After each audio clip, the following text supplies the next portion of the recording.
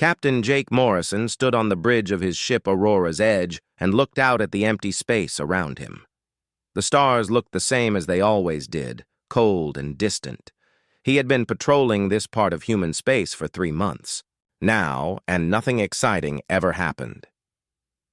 The other crew members went about their daily work, while Jake watched the sensors for any sign of trouble. It was the year 2387, and humans had been part of the big galactic community for 50 years now.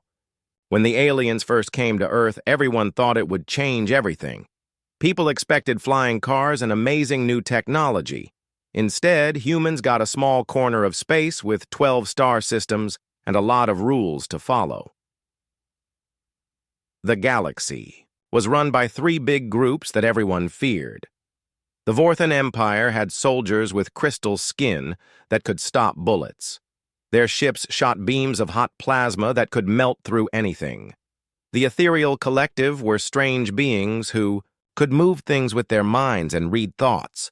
The network nodes were ancient machines that had been alive for millions of years and knew secrets that other species could not understand. These powerful groups looked at humans like they were pets or useful tools. Humans were good at fixing things and following orders. They worked hard and did not cause trouble, but they did not have crystal skin or mind powers or ancient wisdom. So the big powers let humans have their little piece of space and mostly ignored them. Jake's thoughts were interrupted when his communication officer spoke up. "Captain, we have an incoming ship. It's Federation military." Jake nodded and told his crew to prepare for visitors.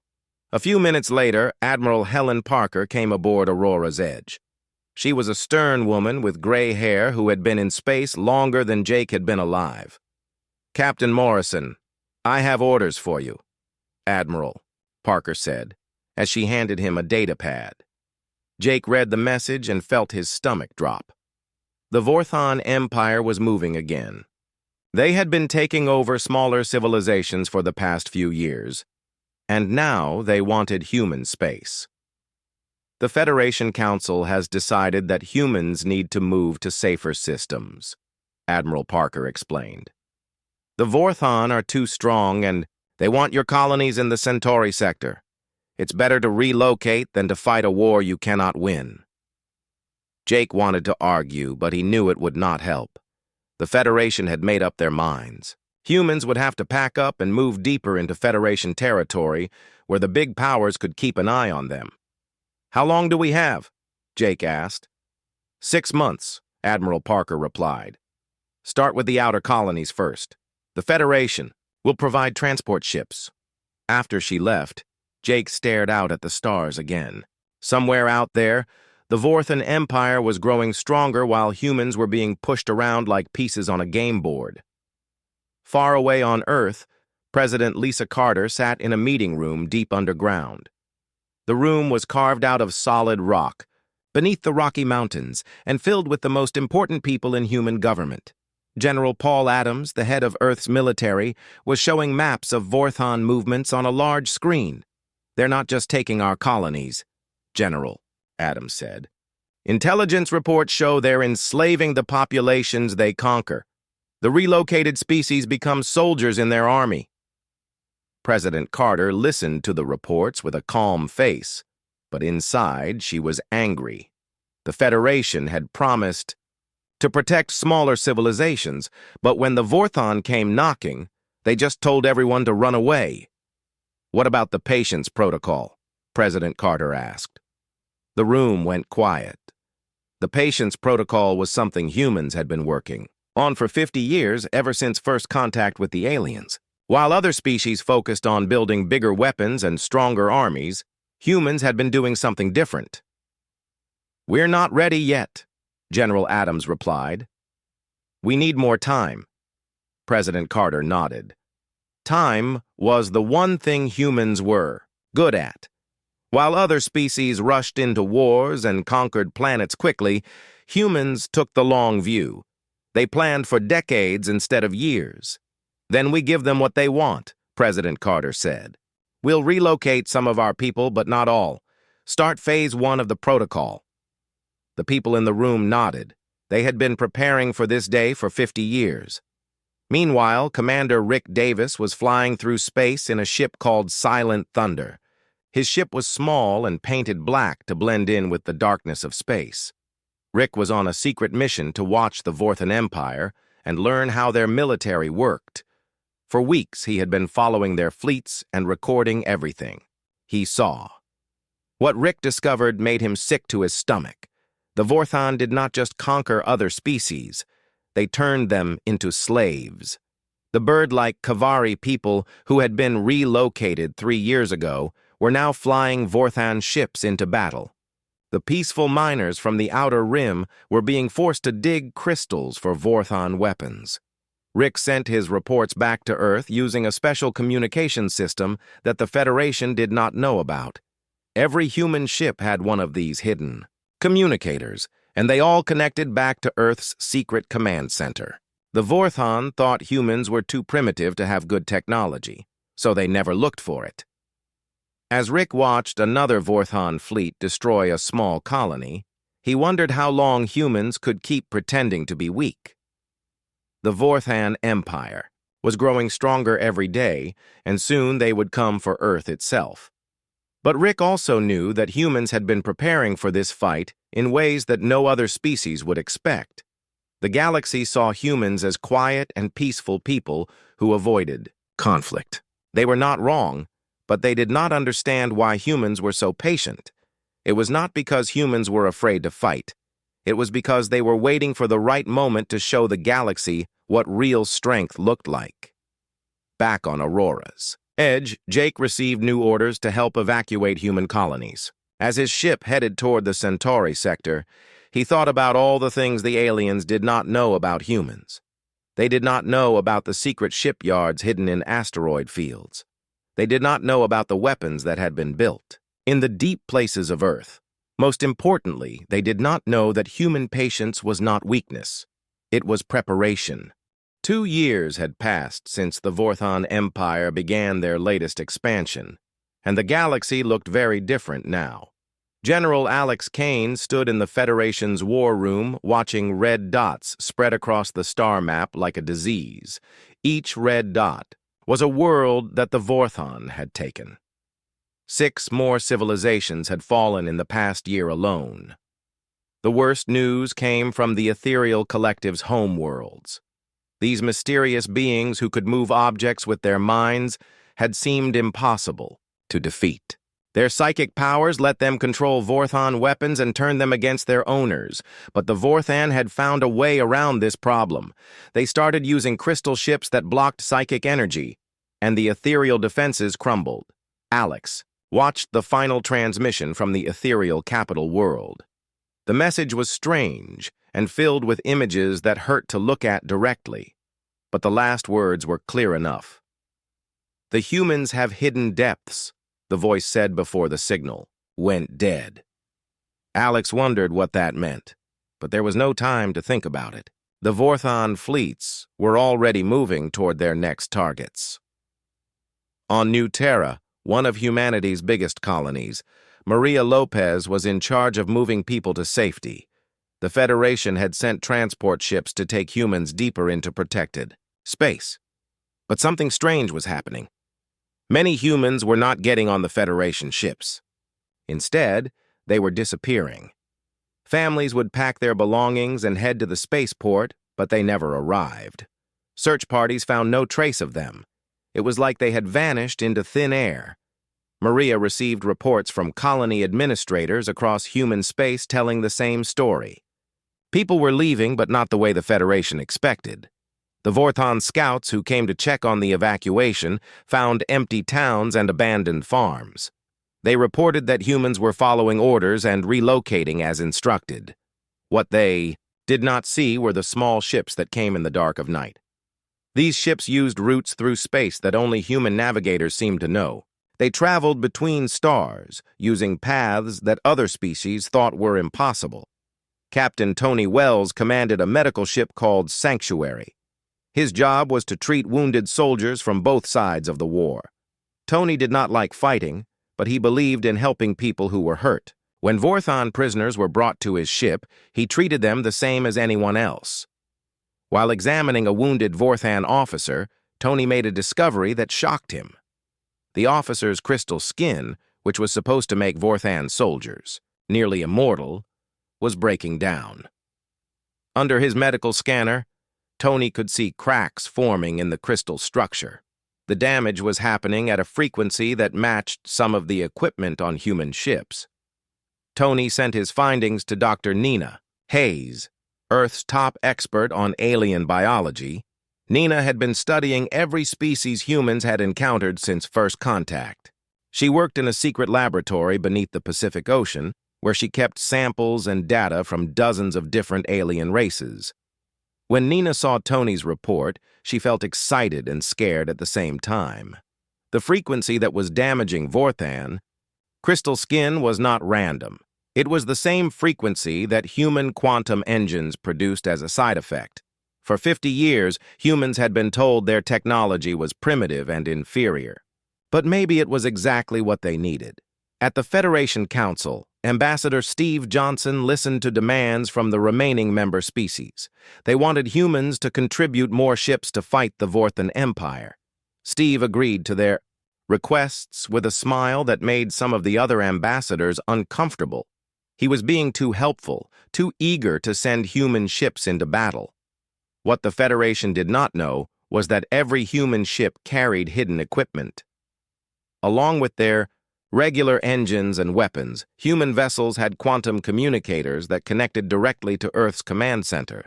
These communicators let human ships talk to each other instantly across any distance. The technology was based on discoveries that human scientists had made decades ago, but never shared with other species. Major Kate Rivers commanded a small fleet of human ships that were supposed to be doing reconnaissance missions. Her job was to gather information about Vorthan movements and report back to Federation Command. But Kate's ships were doing something else as well. They were rescuing people. When Kate's fleet arrived at a battle zone, they did not engage the enemy directly. Instead, they appeared at the edges of the fighting and evacuated civilians from worlds that were about to fall. The survivors they rescued told stories of human ships that seemed to appear from nowhere, load up refugees, and disappear before Vorthan forces could react.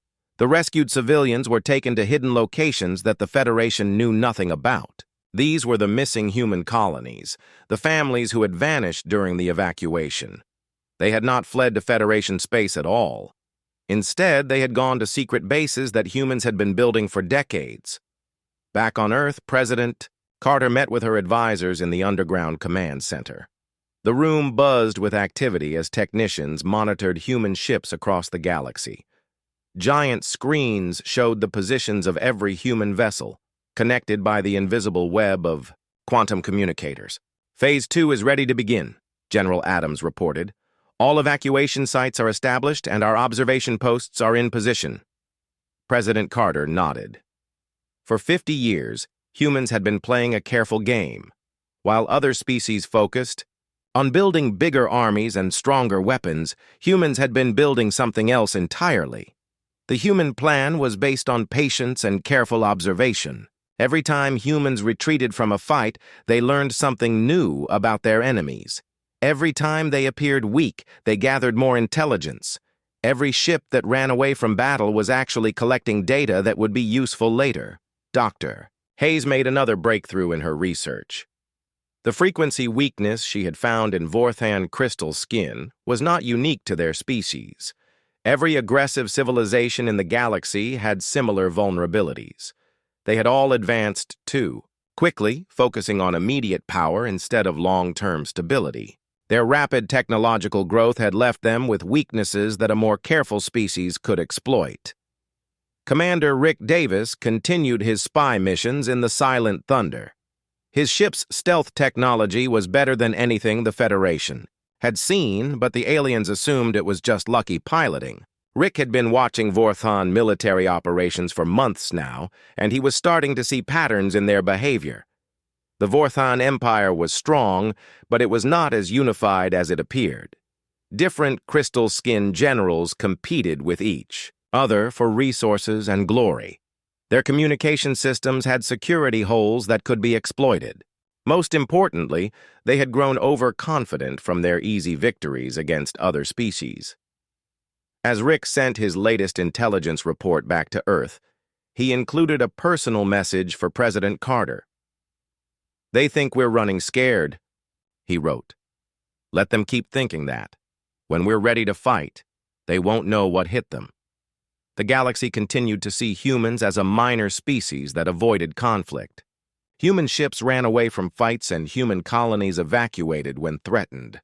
But what the galaxy did not see was the network of hidden bases, secret weapons, and advanced technology that humans had been building while everyone else was focused on conquest. The Vorthan Empire grew stronger with each victory, but they were also revealing more of their weaknesses to the human observers who watched from the shadows. Every battle gave humans more data about Vorthan tactics, technology, and limitations. The patient hunters were learning everything they needed to know about their prey. Soon, the galaxy would discover that human patience was not cowardice. It was the calm before a storm that would shake the stars themselves. The message arrived at Earth on a Tuesday morning. High Commander Zethkar of the Vorthan Empire sent his ultimatum directly to President Carter's office. The words were simple and cold. Earth had 1 week to surrender all of its resources and population for integration into the Vorthan Empire. If they refused, the Empire would destroy every human world and turn Earth into a burning rock. President Carter read the message twice, then called an emergency meeting of the Global Defense Council. In the vast underground city beneath the Rocky Mountains, the most important people in human government gathered around a table that had been waiting for this moment for 50 years. General Adams stood before a massive display screen showing the approaching Vorthan invasion fleet. 10,000 crystal ships were moving toward Earth, each one capable of cracking a planet in half. It was the largest military force the galaxy had ever seen assembled in one place. Other species would have surrendered immediately when faced with such overwhelming power. "Operation Long Game is ready," General Adams announced. "All systems are active and all personnel are in position." The people around the table felt a mix of fear and excitement. For 5 decades, they had been preparing for this day. While the galaxy saw humans as weak and peaceful, they had been building the most advanced defense network in galactic history. President Carter looked around the room at faces she had known for years. These men and women had dedicated their lives to a plan that most people would have called impossible. They had built weapons in secret, trained soldiers in hidden bases, and developed technology that other species thought was beyond human capability. "Begin Phase 3, President Carter said quietly. Those 3 words activated systems across the solar system that had been dormant for decades. On every planet, moon, and asteroid, machines came to life. Hidden bases opened their doors. Secret. Shipyards released fleets that had been waiting in the darkness. Commander Sally Brown sat in the monitoring station at Pluto's orbit. Her job was to watch for incoming threats and warn Earth of any danger. When the Vorthan fleet appeared on her sensors, Sally was amazed by its size. 10,000 ships stretched across space like a crystal river of death. But as she watched, Sally saw something else that made her smile. Human ships were emerging from hiding places throughout the solar system. They came from behind moons, inside asteroids, and from the depths of space where no one had thought to look. For 50 years, humans had been building these vessels in secret. Now they revealed themselves for the first time. The human ships did not look like the sleek vessels of other species. They were angular and practical, built for function rather than beauty. But their sensors showed energy readings that made Sally catch her breath. These ships carried weapons and defenses that no other species had ever seen. Dr. Hayes worked frantically in her laboratory beneath the Pacific Ocean. Her research into alien biology had revealed a devastating truth. Every aggressive species in the galaxy had evolved too quickly, leaving them vulnerable to specific frequencies and energy patterns.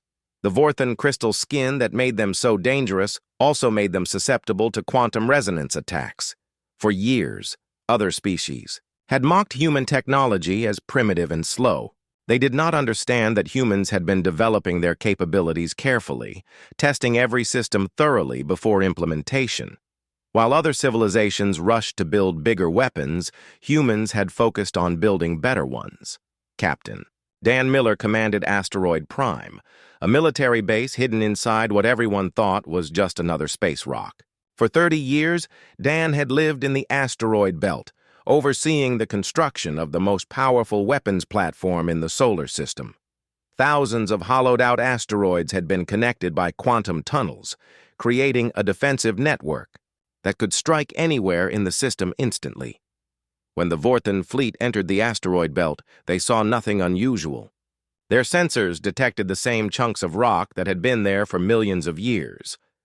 They had no idea that each asteroid contained enough firepower to destroy a battle cruiser.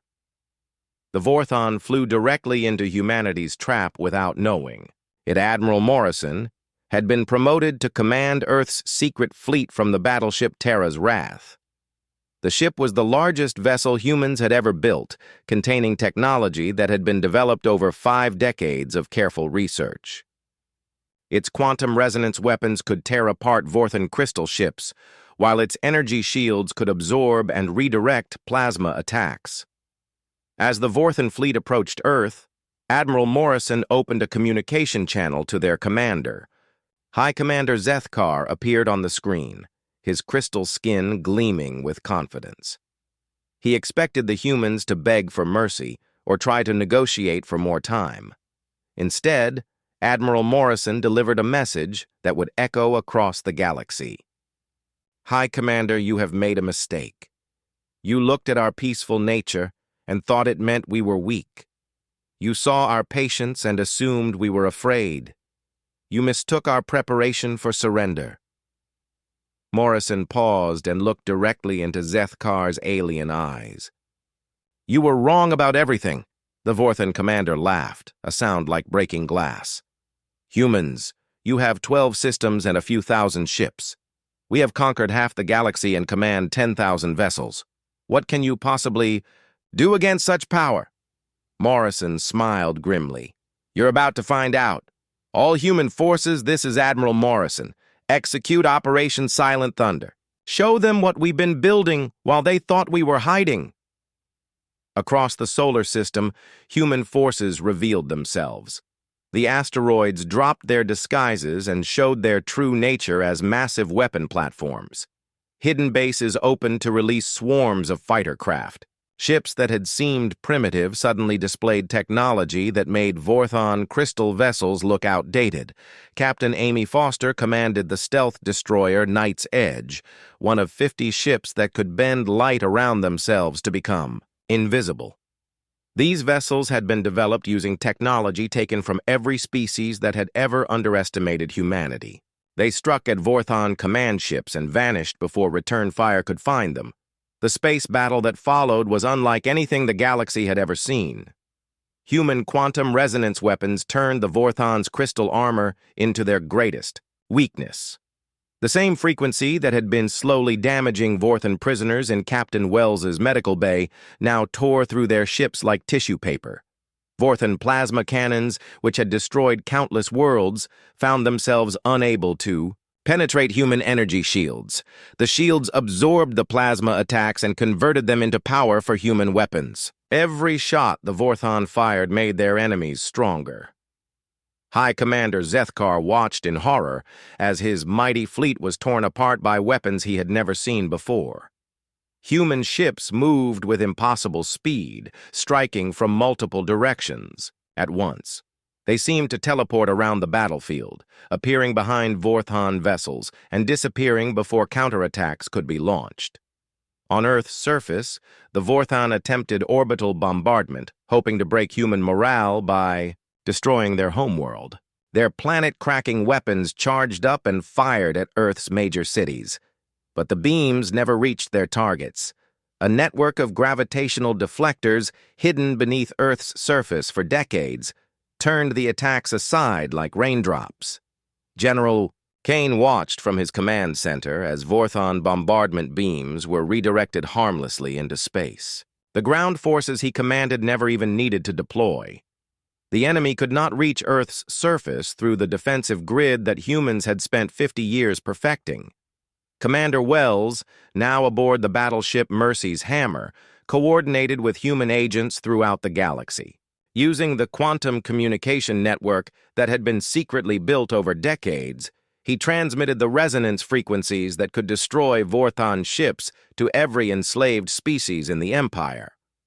On worlds across the galaxy, slave soldiers who had been forced to fight for the Vorthon suddenly found themselves with weapons that could kill their oppressors. The bird-like Kavari people, the peaceful miners, and dozens of other enslaved species rose up in rebellion. The Vorthon Empire, built on conquest and oppression, began to crumble from within. Dr. Hayes broadcast a message to all Vorthon forces still fighting in the solar system. Her voice was calm and scientific as she explained the bioweapon she had developed specifically for their species. It could be transmitted through their own communication networks and would cause their crystal skin to shatter from the inside out. The choice she offered was simple: surrender and face trial for their crimes against peaceful species, or continue fighting and face complete extinction. There would be no third option. High Commander Zethkar, his flagship burning around him, finally understood the terrible truth. Humanity had never been weak or afraid. They had been studying, learning, and preparing. Every human ship that had fled from battle had been gathering intelligence. Every act of apparent cowardice had been part of a 50-year plan to destroy the Vorthon Empire. The galaxy's strongest had made their biggest mistake. They had confused patience with weakness, and now they would pay the price for their arrogance. The Battle of Sol began not with explosions or laser fire, but with a sound that chilled every Vorthon warrior to their crystal bones. It was the sound of their own ships singing themselves to death. The quantum resonance weapons that humans had spent 50 years developing turned the Vorthon's greatest strength into their final weakness. Captain Amy Foster watched from the bridge of Night's Edge as Vorthon crystal ships began to vibrate at frequencies that tore their hulls apart. The beautiful crystal formations that made Vorthon vessels so deadly were resonating like tuning forks, creating stress fractures that spread through their entire structure. Within minutes, ships that had seemed indestructible were breaking apart like glass dropped on concrete. The Vorthon fleet tried to scatter and regroup, but they found themselves fighting an enemy that seemed to be everywhere at once. Human stealth. Destroyers appeared behind their command vessels, fired devastating quantum torpedoes, and vanished before return fire could target them. The technology that made this possible had been reverse-engineered from studying every alien species that had ever made the mistake of underestimating humanity. Admiral Morrison coordinated the battle from Terra's Wrath, the massive battleship that served as humanity's flagship. The ship's weapons systems had been designed specifically to counter Vorthon tactics. Its quantum cannons could punch through crystal armor like it was made of paper, while its energy shields absorbed Vorthon plasma attacks and converted them into additional power for human weapons. High Commander Zethkar tried desperately to rally his forces, but his communications were being jammed by human quantum interference technology. Every order he gave was scrambled or redirected. His mighty fleet, which had conquered half the galaxy, found itself fighting blind and deaf against an enemy that seemed to know their every move before they made it. The space around Earth became a graveyard of crystal ships. Vorthon vessels that had terrorized peaceful species for decades were reduced to glittering debris that caught the light of Sol like scattered diamonds. But the human victory was not won through superior numbers or brute force. It was won through 50 years of careful planning and patient preparation. Commander Rick Davis, still flying his stealth reconnaissance ship Silent Thunder, transmitted real-time intelligence about Vorthon fleet movements to human forces throughout the solar system. The spy network that humans had built over decades now proved its worth, giving human commanders perfect information about enemy positions and intentions. Captain Dan Miller unleashed the full power of Asteroid Prime and the weapon platforms hidden throughout the asteroid belt. What the Vorthon had thought was empty space suddenly erupted with weapons fire from every direction.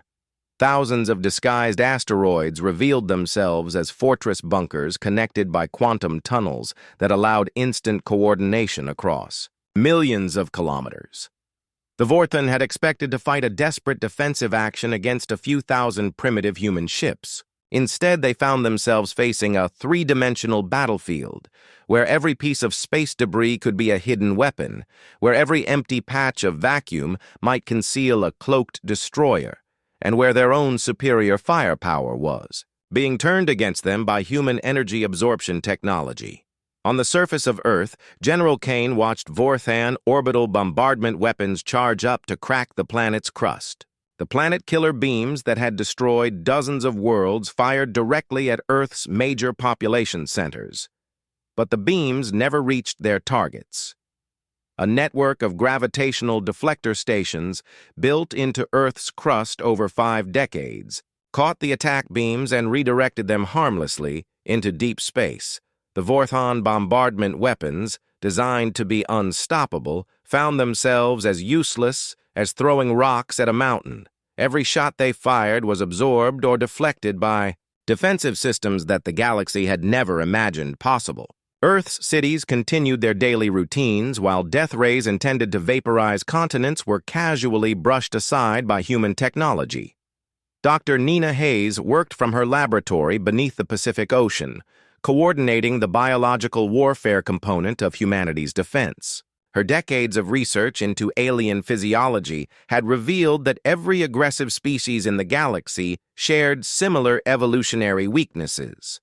The Vorthon crystal skin that made them nearly immortal also made them vulnerable to specific bioweapons that could be transmitted through their own communication networks. As Vorthon ships tried to coordinate their attacks, they unknowingly spread the tailored virus that Dr. Hayes had developed. The bioweapon did not kill immediately. Instead, it caused Vorthon crystal skin to become brittle and crack under stress. Warriors who had been nearly invulnerable found their armor failing them at the worst possible moments. Commander Tony Wells, now commanding the medical battleship Mercy's Hammer, used the quantum communication network to coordinate with human agents scattered throughout Vorthon space. These agents, who had spent years pretending to be simple traders and diplomats, suddenly revealed their true purpose. They transmitted the quantum resonance frequencies to enslaved species across the galaxy, giving them the tools they needed to break their chains. The rebellion that erupted across the Vorthon Empire was swift and brutal. Species that had been forced to fight for their conquerors suddenly turned their weapons on Vorthon overseers. The bird-like Kavari used their knowledge of Vorthon ship systems to sabotage entire fleets from within. The peaceful miners, enslaved for their technical skills, turned their tools into weapons of liberation. Major Kate Rivers led the human liberation fleets that appeared at slave worlds throughout Vorthon space. Her ships carried the quantum communicators that allowed instant coordination across galactic distances, letting human forces strike simultaneously at dozens of targets. The Vorthon Empire, built on the assumption that conquered species would remain beaten, crumbled as its foundation of slave labor rose in coordinated revolt. President Carter watched the battle from her command center deep beneath the Rocky Mountains. The displays around her showed human forces engaging Vorthon ships across the entire galaxy. For 50 years, she and her predecessors had planned for this moment. Every retreat had been strategic. Every apparent weakness had been calculated. Every act of submission had been preparing for this day when humanity would show the galaxy what real strength looked like. The network nodes, the ancient machine intelligences that had ruled space for millions of years, transmitted a message to Earth that surprised everyone who received it. "We acknowledge the humans as a pure intelligence," the mechanical voice said. "Your long-term strategic thinking exceeds our projections. We request formal diplomatic relations." Even the scattered remnants of the ethereal collective, hiding in deep space after their home worlds fell, sent messages praising humanity's long sight and their ability to plan beyond the immediate future. The psychic beings who could see through time had somehow missed humanity's potential, focusing too much on the present to understand what humans were building for the future. High Commander Zethkar found himself trapped aboard his dying flagship, as human ships surrounded him on all sides. His crystal armor was cracking from the bioweapon coursing through his body. His mighty fleet was scattered wreckage floating in space. His empire was collapsing as slave species across the galaxy rose, up with human-provided weapons. For the first time in his long life, the Vorthon commander felt fear. Not fear of death, which he had faced many times in battle, but fear of understanding. The humans had never been the weak, peaceful species they appeared to be. They had been apex predators disguised as prey, patient hunters who waited decades for the perfect moment to strike. The galaxy had made the mistake of judging humans by their apparent reluctance to fight. They had not understood that human patience was not cowardice but strategy. Every time humans backed down from a conflict, they were learning. Every time they appeared weak, they were gathering intelligence. Every act of apparent submission was preparing for the moment when they would reveal their true nature. Admiral Morrison opened a final communication channel to the dying Vorthon commander. "This is what happens when you mistake patience for weakness," he said simply. "We gave you every chance to choose peace. You chose conquest instead. Now face the consequences of that choice." The Battle of Sol was ending, but the war for the galaxy's future was just beginning. Humanity had revealed itself as a power that no empire could ignore or underestimate again. The quiet species from a small blue world had become the galaxy's new guardians, and they had done it not through aggression or conquest, but through the patient application of superior planning and technology. The galaxy would never be the same. 6 months after the Battle of Sol, the galaxy was a completely different place. President Carter stood on the observation deck of New Geneva Prime, Earth's new orbital station, looking out at a view that would have been impossible to imagine just a year ago. Ships from dozens of different species flew peacefully through Earth's solar system, their crews working together on projects that benefited everyone. The Vorthon Empire had collapsed completely. High Commander Zethkar had surrendered after watching. His fleet destroyed and his empire crumble from within. Most Vorthon survivors had requested asylum from the species they had once enslaved, begging forgiveness for their crimes. The few who remained defiant were held in prison facilities where they received fair treatment despite their past actions. The Galactic Council had been reformed with new rules that President Carter herself had helped write. No species could be forced to relocate from their home worlds. No civilization could be enslaved or conquered. Any act of aggressive expansion would be met with collective response from all member species. The galaxy's new motto, written in every known language, was simple: patience and justice. Admiral Morrison commanded the new Joint Galactic Defense Fleet from his flagship Terra's Wrath. The quantum resonance weapons that had proven so effective against the Vorthon were now shared freely with all peaceful civilizations. Any species that chose conquest over cooperation would find themselves facing the same fate that had befallen the crystal-skinned empire. The stealth technology remained humanity's secret, a silent guarantee that Earth would always be watching. Human ships could appear anywhere in the galaxy without warning, ensuring that no new empire could rise through military might alone. The galaxy's bullies now had to look over their shoulders, never knowing when a human vessel might materialize behind them. Captain Amy Foster led the newly formed Liberation Fleet, working with Commander Rick Davis to free the last pockets of enslaved populations scattered across former Vorthon space. Their ships carried the emblem of Earth, a blue marble surrounded by protective stars, and their reputation preceded them.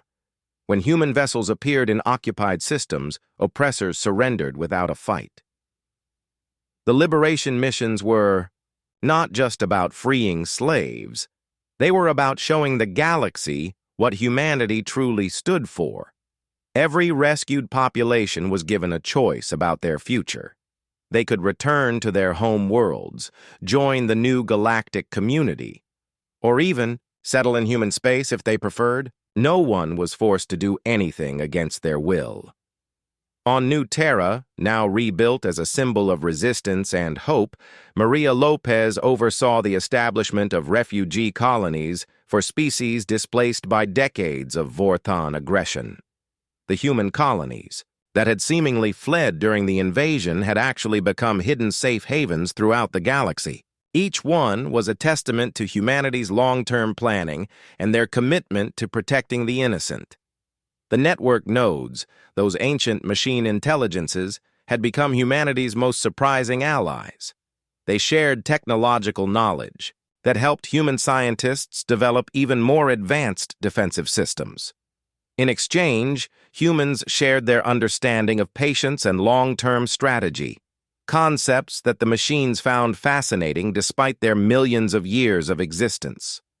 Dr. Nina Hayes continued her research into alien biology, but now her work focused on healing rather than warfare. The bioweapons she had developed against the Vorthon were carefully contained and studied to ensure they could never be used again. Her new projects involved finding cures for diseases that affected different species and developing medical treatments that worked across biological barriers. Commander Tony Wells, now Admiral Wells, ran the largest medical fleet in galactic history. His ships traveled to worlds still recovering from Vorthon occupation, providing healing and hope to populations that had suffered under crystal-skinned rule. The medical knowledge that humans had gained from studying alien physiology was put to work saving lives instead of taking them. The ethereal collective slowly emerged from their deep space hiding places, amazed by humanity's transformation of the galaxy. These beings who could see through time admitted they had been wrong about human potential. They had focused so much on immediate psychic impressions that they missed the deeper currents of human planning and preparation. Major Kate Rivers, now General Rivers, established the Galactic Protection Service, an organization dedicated to preventing future genocides and conquests. The service included members from every species in the galaxy, but it was led by human principles of patience, justice, and protection of the weak. Their motto was simple: never again. Captain Dan Miller left his asteroid fortress to become director of the new Galactic Defense Academy, where young beings from every species learned about strategy, diplomacy, and the importance of thinking beyond immediate gain. The Academy's most popular course was called The Long View, which taught students how to plan for decades rather than years. The hidden shipyards and weapon platforms that humanity had built over 50 years were converted to peaceful purposes. Asteroid Prime became a research station where scientists from different species worked together to solve galactic challenges. The quantum tunnel network that had once been designed for war now carried messages of hope and cooperation across the stars. Jake Morrison, now an old man, stood on the observation deck of the exploration vessel New Horizon with his granddaughter, Lieutenant Emma Morrison. She was part of the new generation of humans who had grown up in a galaxy where her species was respected rather than ignored. Emma asked her grandfather why humanity had waited so long to reveal their true strength. Jake smiled as he watched former enemies working together to build something better than what had come before. Because, Emma, true strength isn't about winning battles. It's about winning the peace that follows, and peace requires patience. He pointed to the bustling space around them, where Vorthon refugees worked alongside their former slaves to build new colonies, where network node machines shared ancient wisdom with young organic beings, where the scattered ethereal collective helped heal the psychic wounds left by decades of warfare. "Look around you," Jake said to his granddaughter. "This is what we were building toward. Not just victory over the Vorthon, but a galaxy where strength is used to protect rather than conquer, where patience is valued over aggression, where justice matters more than power, Emma nodded as she watched a group of young beings from different species working together on a science project. They had no memory of the old galaxy where might made right and the strong preyed upon the weak. For them, cooperation was normal and conquest was unthinkable. The final scene showed Earth as it truly was, not a quiet backwater world, but the beating heart of a new galactic civilization, hidden in its oceans, buried in its mountains, and, scattered across its orbital platforms, lay the most advanced technology in known space. All of it dedicated to a single principle that humanity had learned in its darkest hours and never forgotten. The strong must protect the weak, no matter how long it takes. The galaxy's mightiest empire had made the mistake of confusing patience with weakness. They had looked at humanity's reluctance to fight and assumed it meant humans were afraid. They had seen human retreats and thought they showed cowardice. They had witnessed human diplomacy and believed it demonstrated submission. They were wrong about everything. Humanity's silence had never been surrender.